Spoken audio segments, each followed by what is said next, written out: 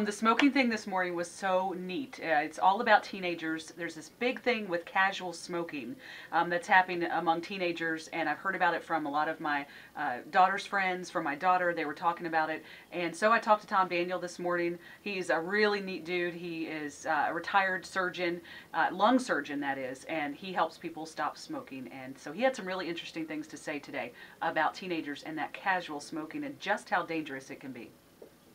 When you're a teenager, you're full of health and you feel immortal, and somebody wagging their finger at you and say, "Oh, that's a bad habit," doesn't break it, because you can say, just like if you are a little overweight as a teenager, you can say, "Look, I will get in shape someday," and when you are, that's totally reversible. There's always that someday, right? When you're a teenager, but it's totally reversible. Right. The problem with smoking is that even if you're a social smoker and don't smoke heavily every day, you're laying down some tars in your lung, and when you quit, whenever you do quit, and hopefully you will, those tars will stay, and they're not reversible. And what happens is, I had a patient one time who was 42 years old, great health, conscientious mother of 3 early teenagers, and she'd been diagnosed with lung cancer from smoking. And she says, "I don't smoke.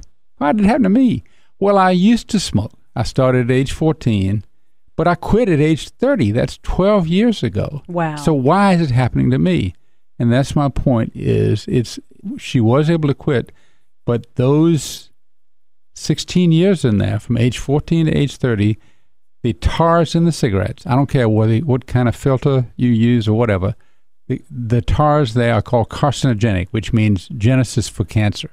Wow. They hang out in your lungs and gradually affect the cells there, and one day one cell goes rogue and you got lung cancer. So it's not reversible totally. Okay.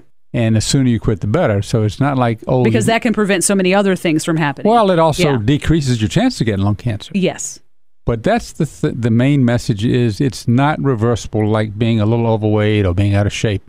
You can always clean up your act and sort of get wise or whatever. Right. And the other point I'd like to make to teenager is everybody's still growing.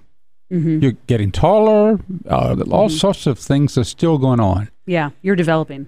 You can't see it, but your brain is in the same stage. Wow. And studies have shown if you start smoking at age 14 or 15, it is much harder to quit the habit later on in life than if you start in your 20s. Smoking is not, quote, a bad habit. In fact, it's relaxing. You're with friends. It's sort of a cool thing to do, and it does stimulate your brain somewhat. But you pay a price. Right. And it's hard to see that when you're a teenager. And what happens is, it's not the habit, it's the nicotine addiction. Nicotine addiction has been studied in laboratories. It is more powerful than heroin addiction. Wow. They did little studies with little mice, and they addicted them to both nicotine and heroin. Then they gave them a situation where they had to choose one or the other.